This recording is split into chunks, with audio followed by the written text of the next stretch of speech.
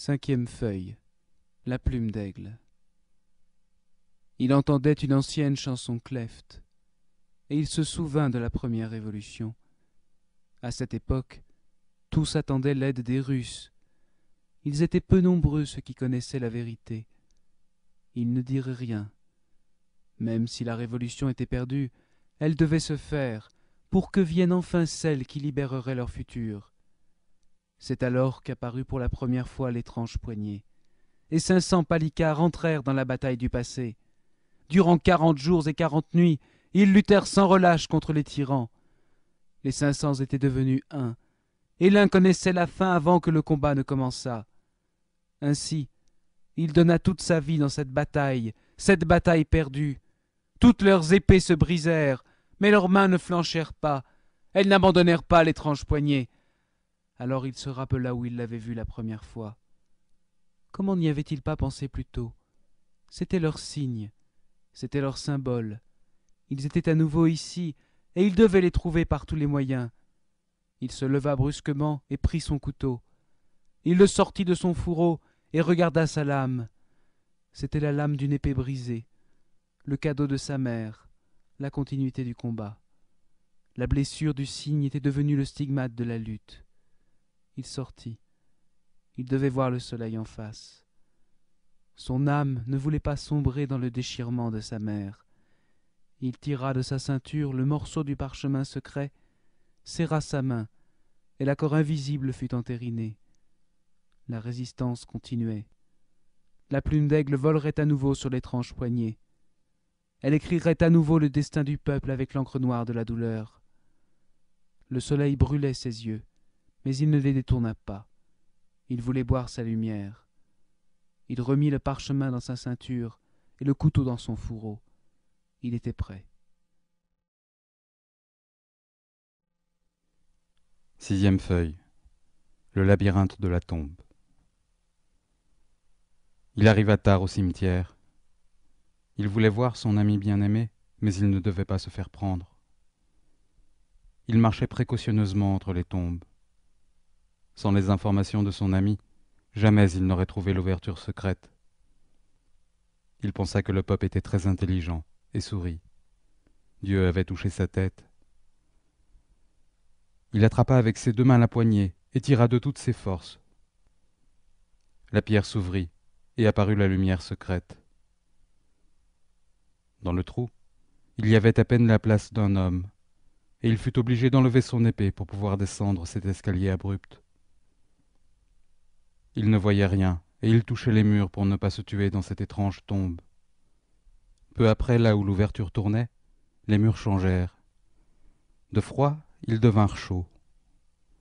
Il sentit les feuilles, les bois et les arbres qui avaient été plongés dans cette terre pour devenir les racines du peuple.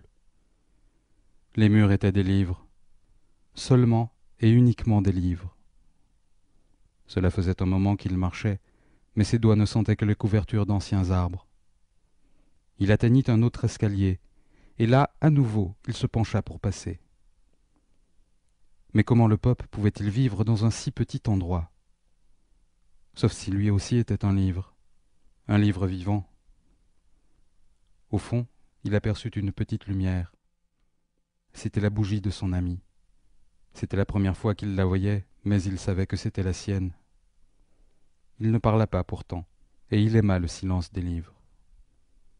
Toute sa patrie était une tombe, mais la tombe était toute sa patrie. Le monument du déchirement était devenu le parchemin de la mémoire. Dans la lumière, il vit le sourire de son ami. Son visage était illuminé, il était plein de sérénité. Mais ils ne purent s'embrasser, il n'y avait pas de place. Dans les gorges de la mémoire, ils serrèrent seulement leurs mains blessées. Cela faisait des années qu'ils ne s'étaient pas vus, et les yeux du Pope et du voleur s'embuèrent. Les symboles de la résistance étaient de nouveau ensemble. Un assez long moment passa avant qu'ils ne puissent parler. Pourtant leur amitié parlait déjà. À présent que le voleur était de nouveau auprès de lui, tout était possible.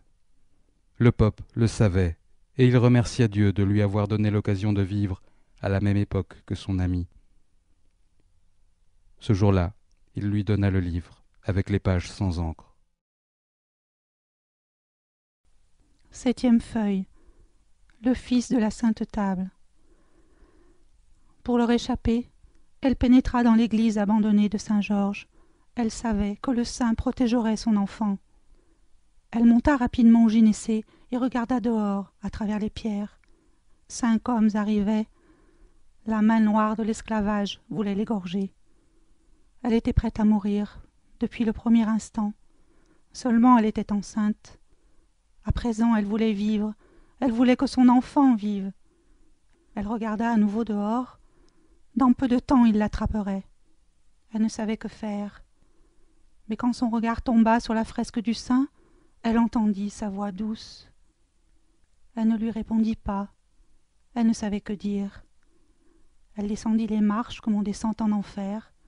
Elle traversa aussi vite que possible l'église déserte et atteignit l'autel, le lieu sacré. Elle eut peur d'y poser son pied, mais elle entendit les paroles du saint. Elle se cacha derrière l'autel, et cela la réconforta. Le saint était avec elle, et il prendrait soin de son enfant. Les portes de l'église tremblèrent sous la violence de la main noire. L'église entendit pour la première fois les cris de la colère, et les 5 vinrent la briser. 2 montèrent immédiatement au gynécée, mais ils ne trouvèrent aucune trace. Ils passèrent leurs mains le long des murs de l'église, à la recherche d'une cachette secrète. Ils atteignirent le Saint des Saints, mais ils savaient que la grecque n'oserait pas pécher, car eux-mêmes avaient peur de Saint Georges. Ils connaissaient sa puissance. Si cela avait été un autre saint, ils auraient déjà brûlé l'église pour la trouver, pour trouver l'infidèle. Celle-ci mordit ses lèvres. Ses douleurs avaient commencé. Comme si l'enfant voulait protéger sa mère, il ne pouvait la laisser seule. Les autres étaient si près qu'elle sentait leur souffle sur sa nuque. Elle ne se pencha pas, elle ne savait pas. Elle tenait son enfant qui voulait la liberté, et quand ils sortirent de l'église, elle perdit les os. Elle ne pouvait plus lui résister. Ce jour-là, sous l'autel, dans le sein des saints, naquit son fils, le terrible. C'était ce qu'avait voulu le gardien protecteur, et c'était ce qui était arrivé. Ce jour-là, dans l'église de Saint-Georges, naquit le voleur.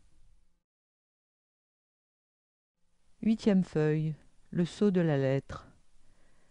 Quand elle reçut la lettre, elle se rappela leur première rencontre. Elle le regardait, mais lui ne la voyait pas. Il ne savait pas qu'elle serait à la rencontre secrète. Lui devait parler, elle devait écouter. Avant même que sa pensée ne commence à déborder sur eux, elle entendait ses mouvements. Il était inconnu. Elle était entourée de ses amis, et les paroles du corps touchèrent sa pensée. C'était comme si elle le connaissait depuis longtemps, mais elle ne savait d'où, ni depuis combien de temps. Elle l'avait vu quelque part, tandis que son regard à lui ne l'avait jamais senti. Elle n'entendit pas bien ce qu'il disait. L'important, c'était son silence. Et à présent, sur sa lettre, c'était son silence qu'elle regardait. Elle était écrite à l'encre noire. Elle sentait qu'il aimait tous les combattants, mais son combat à elle était différent. Pour elle, il n'y avait qu'un seul combat, la vie et la mort, et entre eux, l'amour. Ses paroles se perdaient dans le combat du silence. Il ne la vit pas, mais il la sentit auprès de lui dès le premier instant. Ses mains étaient douces comme les roses, et son corps, une caresse de vent. Il ne lui parla pas. Il entendit au début son silence. Il ne bougea pas. Il ne voulait pas la blesser avec un mouvement brusque. Il savait combien la lumière brûlait, et il la laissa partir avec les ombres des autres. Elle ne devait pas souffrir. Elle garda sa souffrance dans son poing. Il était né dans une tombe que la mémoire avait ouverte. Elle regarda à nouveau la lettre et vit la lumière du noir. L'encre était épaisse comme du sang. Quand elle baisa la lettre, elle se rappela ses paroles. Sa mémoire avait gravé ses lèvres, et il sentait les siennes même en exil. Elle ne l'avait pas cru, elle était fière, elle ne pouvait pas. Pourtant, quand elle vit ses lèvres sans sourire, elle ressentit sa blessure ouverte. Il ne pouvait la fermer qu'avec la sienne. Sur ses lèvres, la mémoire était devenue un baiser. Il ne voulait pas qu'elle le croie, il voulait vivre avec elle les instants rares qui referme les blessures, et il ne répondit pas. Seulement, maintenant elle savait. La seule chose qu'elle voulait, c'était faire sur sa bouche un sceau avec les 30 baisers du soleil. 9e feuille. La langue de la douleur. Le disciple ne dit rien. Il lut les mouvements du maître sur le papier. Il se taisait. Il pleurait pourtant. Il essuya ses larmes. Il ne voulait pas les montrer. Le maître écrivait stoïquement les tortures qu'il avait subies et expliquait à son disciple les événements de la nuit. Le disciple ne put supporter les dernières paroles, les derniers mots de la description, et regarda la bouche fermée du maître. Les lèvres étaient douces comme toujours, mais une ligne rouge les séparait. Sur les lèvres, ils avaient gravé les frontières de la douleur. Les mains du disciple commencèrent à trembler. Il avait perdu le contrôle de lui-même. Il avait entendu parler des tortures, seulement maintenant, il les ressentait sur son corps. L'idée était devenue blessure, et la blessure blessa l'idée. Il voulait embrasser le maître, mais celui-ci le comprit et le prit dans ses bras. Il fondit en larmes, mais même blessé, c'était lui qui le protégeait. Quand il eut repris ses sens, il prit sa décision. Il n'utiliserait plus jamais sa langue. Il prit la plume du maître et commença à écrire, à poser des questions. Qui est le voleur? Vit-il ou est-il mort? S'il vit, où est-il? Le maître comprit la pensée du disciple et écrivit à nouveau. Le voleur, c'est celui qui est mort. Le voleur, c'est celui qui vient. La réponse surprit le disciple, mais il avait d'autres questions. Il voulait voir les gravures. Le maître leva ses livres lourds et prit les gravures dans ses mains. Il les regarda à nouveau. Il ne pleura pas comme la première fois. Il mit simplement le doigt dans sa bouche en sang, et ensuite le passa sur un endroit de la gravure. Le disciple ne comprit pas ce geste, mais il n'osa écrire son aporie. Il prit la gravure et la regarda attentivement. Seul un graveur de grande valeur avait pu créer cette œuvre. On la voyait, et son cœur se brisait.